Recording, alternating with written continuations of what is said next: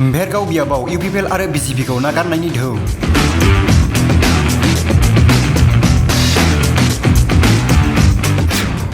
जेरावबो हाग्रामा महिलायारि दैदेननाय बिपिएफ हान्जायाव जयनिं जानायनि धौखौ नुनो मोनगासिनो।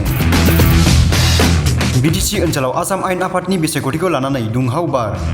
होंगो दोंगो इउपिपिएल नागारना बिपिएफआव जयनिं, लोगोसे बिजेपि दोलोनि दैदेनगिरिफोरखौबो दोलो नागारना बिपिएफआव हाबफैनायखौ नुनो मोन्दों।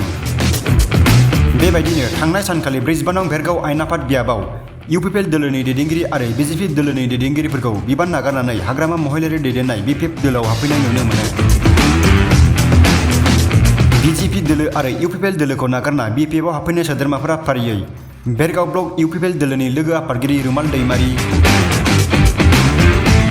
मिरु इउपिपिएलनि लोगो आफादगिरि कमल चौधुरी, भेरगाव बिजेपिनि बुथ प्रेसिडेन्ट मिजिंसा बर', सन्जीब बर', सोद्रोमा बितुल बर' आरो गुबुन गुबुन बिबानाव थानाय गोबां सोद्रोमाफोरा बिथांमोननि बेबायदि दोलो नागारना बिपिएफ दोलोआव हाबफैनायनि इसाराखौ बिपिएफ दोलोआ देरहासार जागोनखौ नुनो मोनो।